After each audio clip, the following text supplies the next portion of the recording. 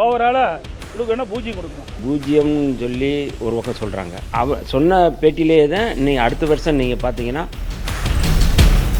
தமிழக அமைச்சரவையில் முதன்முறையாக விடுதலை சிறுத்தைகள் பங்கேற்ற ஒரு அமைச்சரவையின் முதல் பட்ஜெட் நேற்று தாக்கல் செய்யப்பட்டது. இன்றைக்கு வேளாண் பட்ஜெட் தாக்கல் செய்யப்பட்டிருக்கிறது.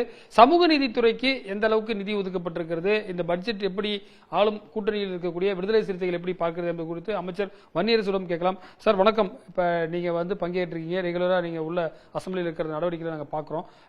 சமூக நீதித்துறைக்கு என்ன மாதிரியான அம்சங்கள் இதில் இருக்கின்றது?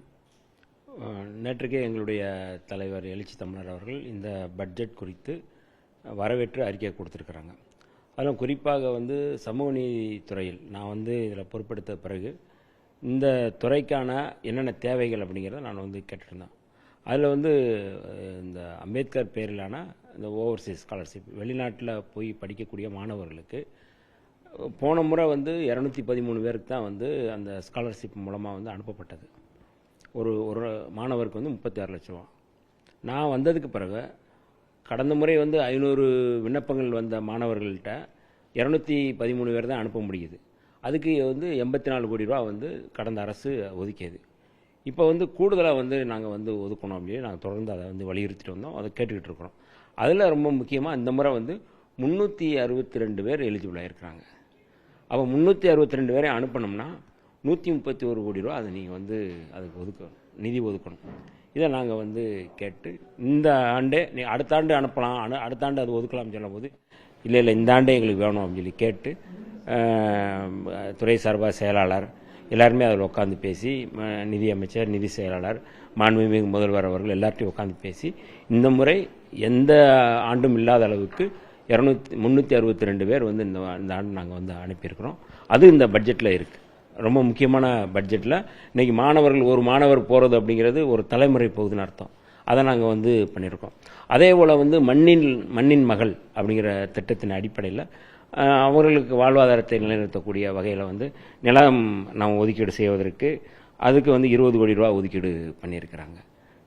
இந்த ஆண்டே அதை பண்ணியிருக்கிறோம்.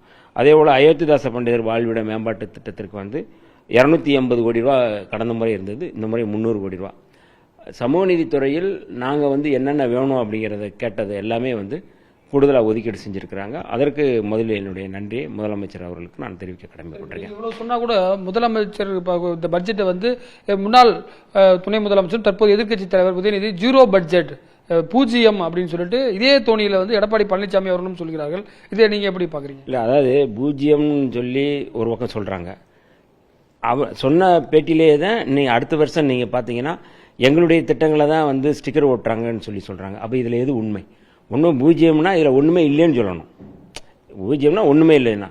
ஆனால் கடந்த முறை நாங்கள் செய்த திட்டங்கள், நாங்கள் செய்ததன் மூலமாக இன்றைக்கி அதை ஸ்டிக்கர் ஓட்டியிருக்கிறாங்க அப்படின்னா ஏதாவது ஒன்று தான் உண்மையாக இருக்கணும். ஒன்று ஸ்டிக்கர் ஓட்டினது உண்மையாக இருக்கணும், இல்லைன்னா பூஜ்ஜியம் உண்மையாக இருக்கணும். இதை நாங்கள் அவர்களுடைய பார்வைக்கே விட்டு விடுகின்றேன். அதை தாண்டி ஆக்கப்பூர்வமாக என்னென்ன திட்டங்கள் இருக்குது அப்படிங்கிறது அவங்களுக்கே தெரியும். இப்போ அயோத்திதாச பண்டிதர் பேரில் நீங்கள் திட்டங்களை ஒதுக்கியிருக்கிறோம். அதில் எத்தனை கோடி ஒதுக்கியிருக்கிறாங்க? போன முறை 280 இருந்தது, இந்த முறை 300 கோடி 20 கோடி ரூபா நாங்கள் எக்ஸ்ட்ரா வாங்கியிருக்கிறோம். இது பூஜ்ஜியமாக நம்ம கேட்க வேண்டியிருக்கு. போன முறை 213 பேரை தான் நீங்கள் நம்ம கடந்த அரசு அனுப்புனது ஓவர்சீஸ் ஸ்காலர்ஷிப்பில்.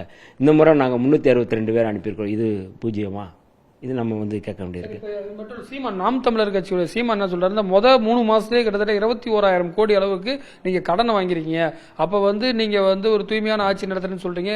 இவ்வளவு கடனை 3 மாசத்துலேயே வாங்கினா இன்னமும் இந்த ஒரு ஆண்டுக்கு 1,22,000 கோடி வாங்க பினான்ஸ் செக்ரட்டரியோட பிரஸ் மீட்ல சொல்லியிருக்காரு. இதை நீங்க எப்படி எதிர்கொள்ள போறீங்க? இல்லை, கடன் வாங்குறது தப்பு இல்லை, திரள் நிதி தான் வாங்கக்கூடாது. அதனால் ஒரு அரசு நடத்துவது, அரசு என்ன மாதிரி மக்களுக்கு சேவை செய்கிறது, மக்களுக்கு பயன்படக்கூடிய, மக்களுக்கு செயலாற்றக்கூடிய வகையில் தான் அது என்ன விதியோ என்ன அடிப்படையிலோ அதுதான் கடன் வாங்குறாங்க.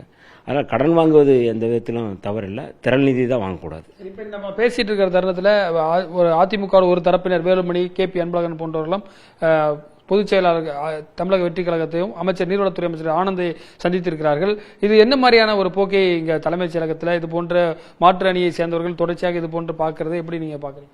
இல்லை, சபாநாயகரை தான் பார்க்குறாங்கன்னு நினைக்கிறேன். பேரவைத் தலைவர் அவர்களை சந்தித்து என்ன அடுத்த கட்டமாக வந்து என்ன அப்படிங்கிறத ஒரு நட்படிப்படையிலோட பார்க்கலாம். ஆனால் என்ன காரணத்துக்காக சந்தித்திருக்கிறார்கள் என்பது இது குறித்து இன்னமும் வந்து வெளியில் வரல. அதில் என்ன காரணம் என்று தெரியாமல் நான் அதை வந்து சொல்லக்கூடாது. நட்படிப்படையில் யாரையும் சந்திக்கலாம். நான் வந்தவுடனே கூட நான் வந்து திமுகவினுடைய எதிர்க்கட்சி தலைவர் நம்ம இது சந்திக்கிறோம். எல்லாரையும் நான் சந்தித்து நான் வணக்கம் சொல்கிறேன், நான் வாழ்த்து பெறேன், அது வேறு. ஆனால் காரணம் என்ன காரணத்துக்காக சந்திக்கிறாங்க அப்படிங்கிறத நான் முக்கியமாக வந்து பார்க்க வேண்டியிருக்கு. அதனால் வந்து காரணம் தெரிஞ்சதுக்கப்புறம் நம்ம வந்து இது குறித்து பேசலாம். பல்வேறு விஷயங்கள் குறித்து பட்ஜெட் வெளியான பிறகு புதிய தலைமுறைக்கு தெரிவித்திருக்கிறார். புதிய தலைமுறைக்காக ஒளிப்பதிவாளர் தினேஷுடன் ரமேஷ்.